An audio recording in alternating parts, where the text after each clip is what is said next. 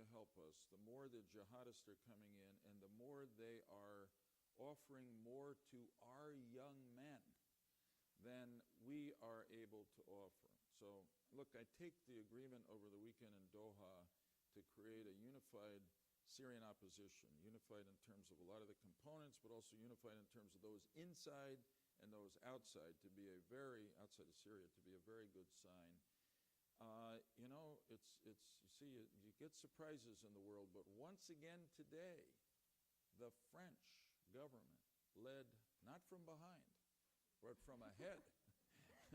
They recognized the new Syrian opposition. And I hope that our government will do that very soon, because we'll strengthen them in this fight. So it's going to be more difficult, as I said at the outset, but this can still end well. And look, I haven't mentioned one important point.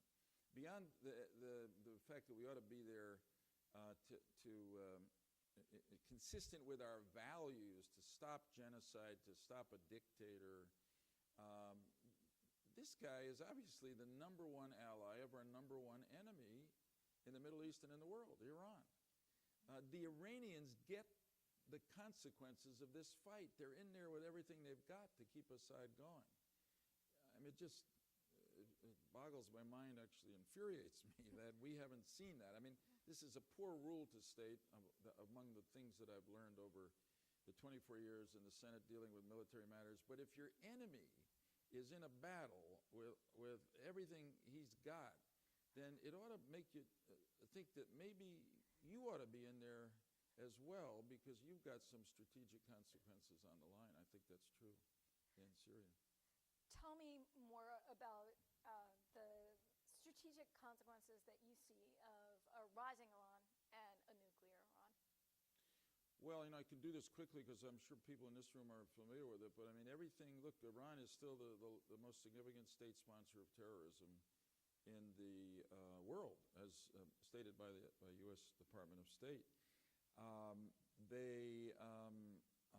They clearly have, and I'm not one to use these terms loosely, they have hegemonic ambitions. They want to be the dominant power in the Middle East. And this is both a matter of theology and ideology, but this is also, you know, old national dreams die hard. And this is the Persian Empire, in one sense, arising again. And the Sunni Arabs, the Arabs there certainly see this and worry about it more than we do. And you know, God forbid the Iranians take hold of some of the Gulf countries that are good allies, which I think they would first try to do by coercion if they were a nuclear power, and then they'd try to do by military action and control more of the oil supply of the world. Their capacity to hurt us and our economy grows exponentially. The other thing to say is that their client terrorist groups like Hezbollah and Hamas will be immensely strengthened, because they will have Iran's nuclear umbrella over them. And that has really bad consequences, obviously, for Israel, but also for other important allies of ours like Jordan and Lebanon. The sanctions that you have fought for and that are now in place on the Iranian regime do not appear to have halted or perhaps even slowed Iran's nuclear development. What other options remain to the United States in order to deter Iran, prevent Iran from continuing to develop that capability? Well, I mean, the options are getting to be slight. I do think that the sanctions that we've adopted, incidentally, this has been one of the few really bipartisan policy agreements in the last couple of years, the sanctions against Iran. They've hurt the Iranian economy. I mean, you know, you can see that the Iranian currency, the rial, is grossly inflated and causing some disorder in Iran. But the regime is still totally in control, and you only have to look to Damascus to ask yourself what the regime will do if the people begin to rise against it. They'll use their power militarily to strike the people down. So So right now, I would say, I mean, we'll try to adopt some more sanctions. We'll push the administration to enforce all the sanctions, but in my opinion, we've come to a point because of the Iranians. We have to be very careful about this at this moment, as I think my sense that they're trying to bring us back, and we're looking for an opportunity to go back to negotiations with them. I think ultimately the Iranian regime has to feel that we, the United States, not Israel, but we, the United States, are serious about what the president has said and Congress has said in an anti-containment resolution, that if we're going to try to stop the Iranian nuclear program by peaceful diplomatic means if we can, but we're going to use military force if we must. And I don't know that they believe that today. I think until they do, we won't have any chance of a peaceful resolution to it. I keep hoping, I'm about to use a really homely analogy from a political experience, and it probably is totally unrelated. I apologize for it. It's very unlike somebody who would be receiving this award. But when I ran for Senate the first time against the incumbent senator, we were really hitting him with a lot of stuff. And yet, in the middle of September, I was still down about 16 points. Maybe I'm thinking of this because Vinnie Roberti came in and he was with me, so I naturally think of home politics. But so I remember calling my media consultant and I said, what the heck is going on here? And he said, you know, this was Senator Weicker, he said, you know, they may have just put their arms around him during Watergate. They got a full embrace. They're just never going to let him go. On the other hand, every time we hit them with something, they may be loosening up the grip, and then all of a sudden, because of one thing, boom, they're going to let him go. Fortunately, he was prophetic in that case. But I keep hoping that that we're hurting the Iranian regime enough that though they haven't stopped the nuclear weapons development program at all. They are loosening their grip, because the one thing they want, that the only thing that matters more to them than the nuclear weapons capability is the survival of the regime. And if they think that we're really about either to squeeze them economically so that there is chaos, or most important, if they really believe we're going to attack them militarily, maybe they loosen their grip on their nuclear program. I'm not counting on it. I think this is a big year of decision ahead for President Obama, really more than anybody else. One of the topics of discussion here in Washington, which therefore may or may not be of great relevance to the world, is whether there would be a so-called third-party strike. I like the way we really anonymize that, against Iran and its nuclear program at some point in this year. What options does the United States have if Israel acts unilaterally and engages militarily with Iran, and how would you recommend that the United States respond? Well, I want to state in as strong terms as I can that I hope that if military action is necessary, we take it, because we're so much more capable of carrying it out successfully. And I think it does matter to us in the most profound ways strategically. I mean, for the reasons we stated, if Iran gets a nuclear weapon, the world is going to be a very different, much less secure place, not only in terms of safety, but in terms of our economic prosperity. So I just hope we can, but the Israelis are anxious. You know, as I do, that the Arabs are as anxious as the Israelis. Matter of fact, some of the Arab leaders that I've talked to have said to me that though the Iranians rhetorically target Israel because they know it's advantageous to them politically, they'll never strike Israel first.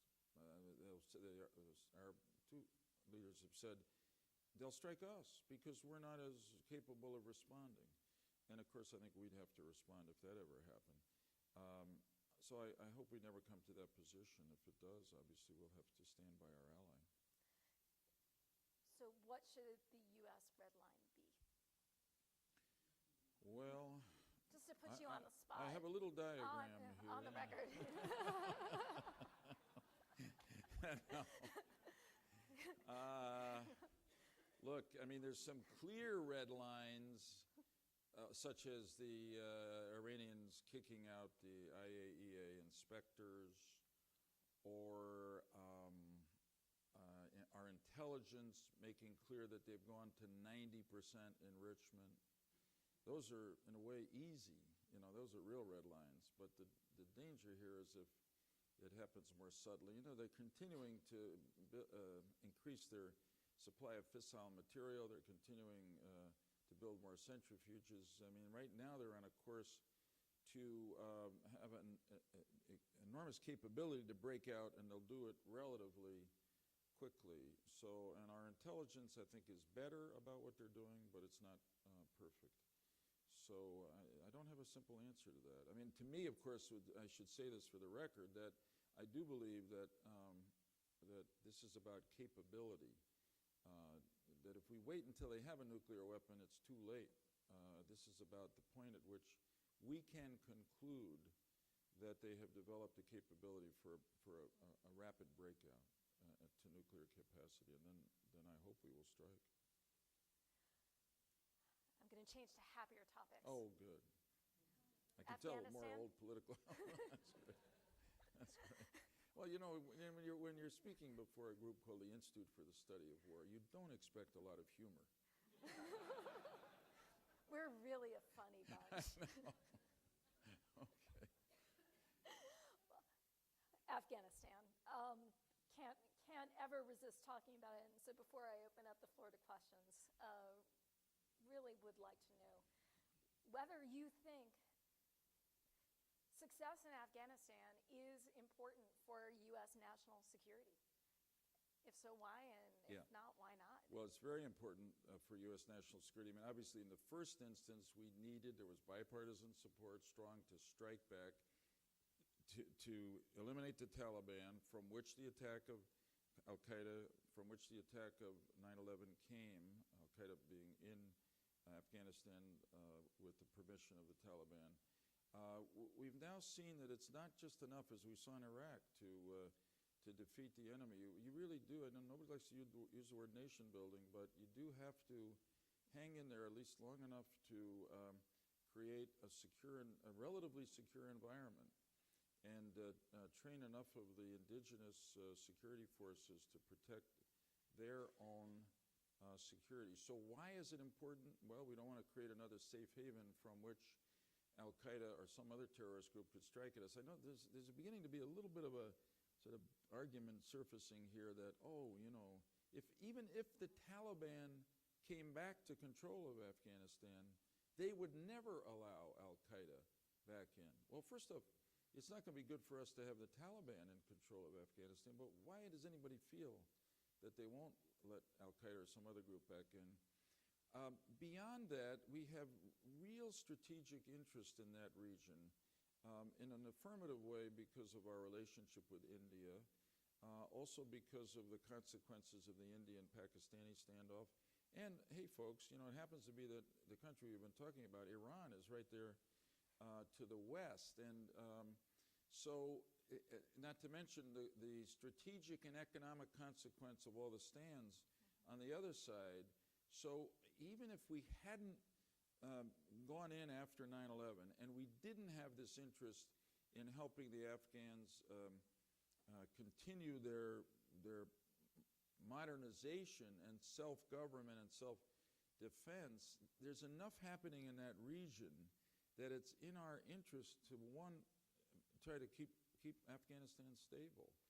Can you describe for us, since you actually have spent a lot of time in Afghanistan, I know with our own forces, but also with Afghan politicians and leaders, what you think would be the consequence of a rapid withdrawal of U.S. forces in Afghanistan?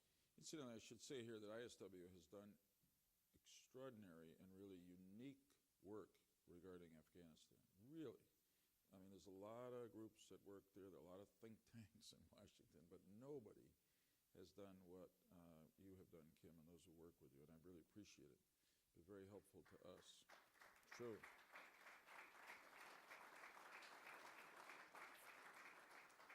That means a lot. Thank you. No, you earned it. This is an extraordinary people, the Afghans, and they're they're survivors. They've been through a lot. Incidentally, they've had periods of relative modernity not so long ago, particularly under the king for a while. But they fell way back.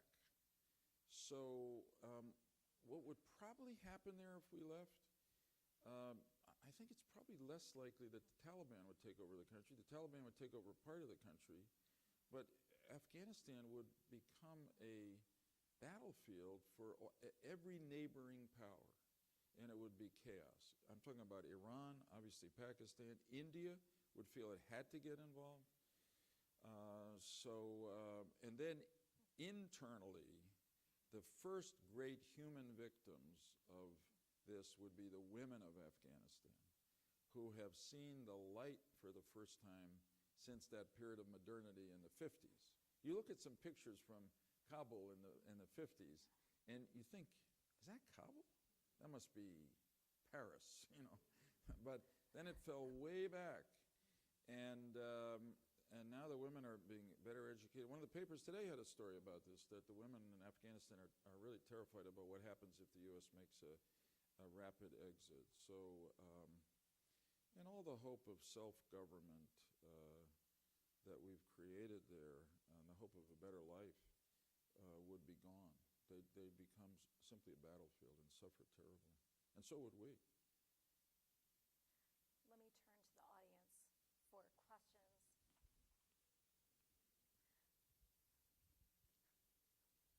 Yes. Please. You can have the second question. Thank you, Senator Lieberman. I'm Hossein Amir Aslani, by the way, proud New Canaan resident. And welcome, from constituent. Connecticut. And by the way, an Iranian American as well. Question about Iran, actually. There was a lot of disappointment during the 2009 Green Revolution when the administration did not support, or at least the lack of support. And I can tell you from family members in Iran that that was pretty vivid. What can the U.S. administration, I guess the new Obama administration, do to help the opposition in Iran? Yeah, well, this is really important. I think that the administration's timidity, really silence in response to the Green Revolution in June of 2009 will be seen by history as one of its lowest moments, And there's been a certain loss of spirit among the Iranian people, not so much among the inner core of real democratic activists, but in the larger group of middle-class people who really want a better life, want to be part of the world, despise the regime. I think they're a majority there. They're not 100%, but I think they're a majority. And we had programs a while back in which our government was giving. That's actually back in the previous administration, was giving some money to third-party NGOs, not the third party referred to before, but third-party NGOs to give money to human rights groups in Iran, women's groups, labor groups, journalistic groups, etc. That money got terminated, and I just don't think we're doing enough. And it's an uphill fight, and it's really hazardous because unless there was a real mass uprising, the IRGC, as you know, this government has become with all respect, as far as I can tell, these mullahs have not taken a vow of poverty. They may have taken other religious vows, but some of them are deeply involved in money-making in the country. And the IRGC is also involved in the same way. They become a little bit like the KGB during the Soviet period, so they would really step on uprising. But still, I think there's a yearning there. I can't say much more than that, except that we're not doing enough, and I wish we would do more. The point is we have to take sides, and it's not hard. It's pretty clear who our enemy is there. It's the government. And it's pretty clear that we actually have a lot of friends there, which are the Iranian people. There was a poll I saw at one point of attitudes in the Middle East. This goes back some years, so I'm not sure it's still true. But the only two countries in which there was a positive attitude toward the U.S. among the people were Israel and Iran. Go figure. All right. Second question to Jack London. First of all, thank you, Senator, for your wonderful career. Thank you.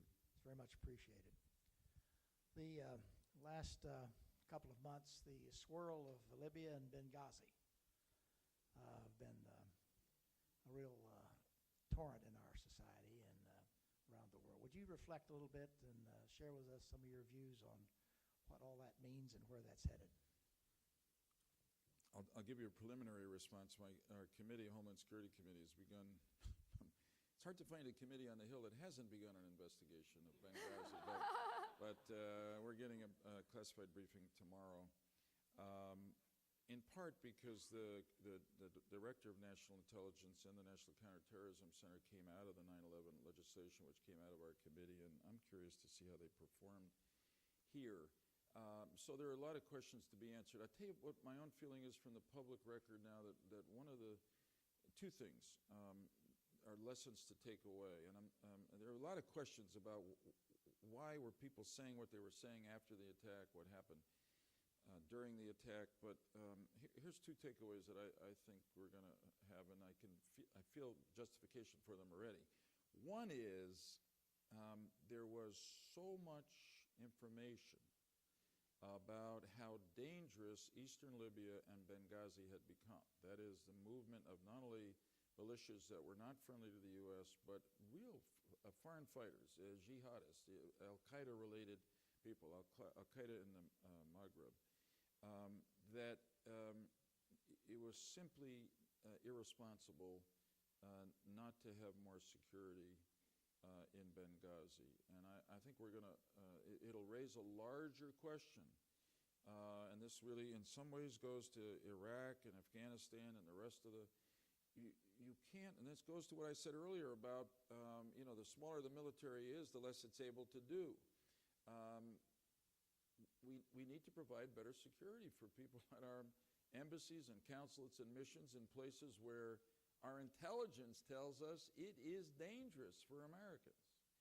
The second thing is, and I'll just say this, which is that I think we're going to, the fact that once the attack began,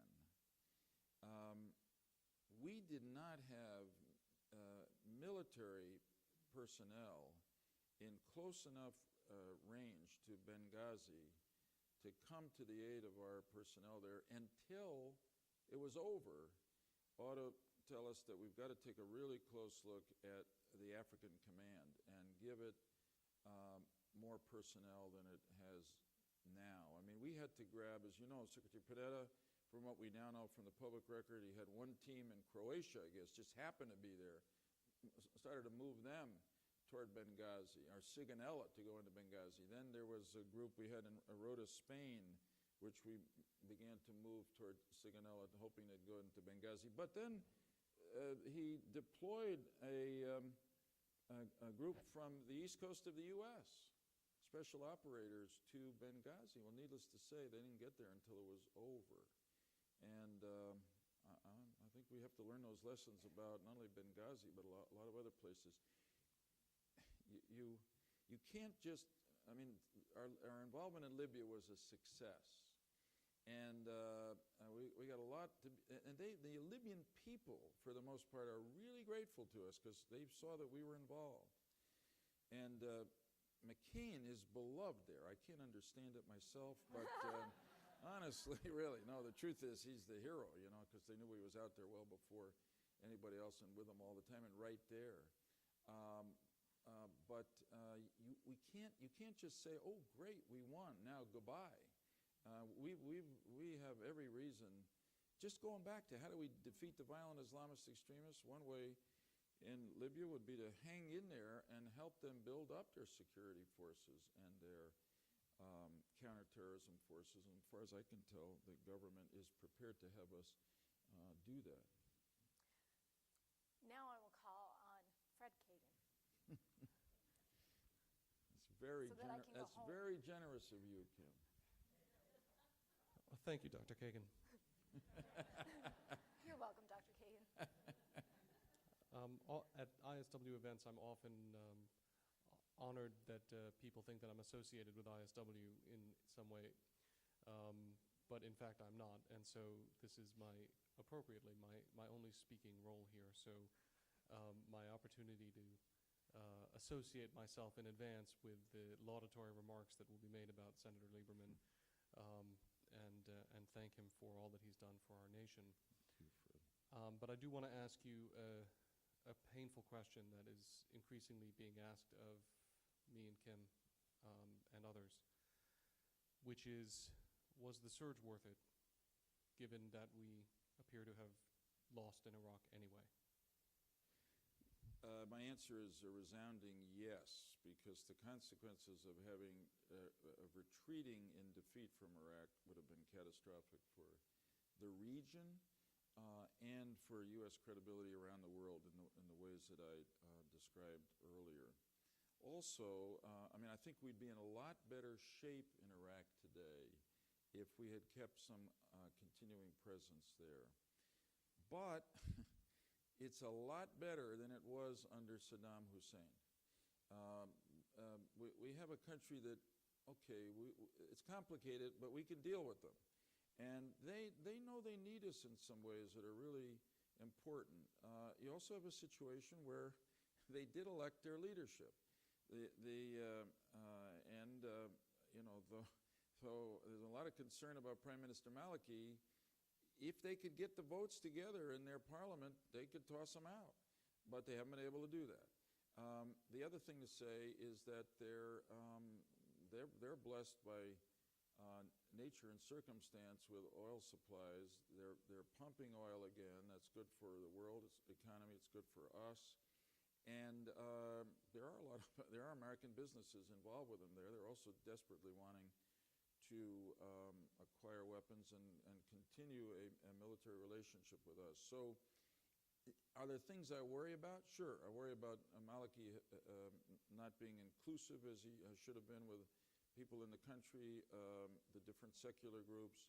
I worry particularly about the fault line between the Kurds and the rest of Iraq, and the difference of standard of living between the Kurds and the rest of Iraq. But the surge was worth it. Iran has more influence there than it should, but the violent Islamist extremists are nowhere near in charge. And this country does not represent a threat to the region or to us the way it would if Saddam Hussein were still there. General Dubik, is that you? I have a light in my face. Please. Sure. Lieutenant General Dubik, Institute for the Study of War.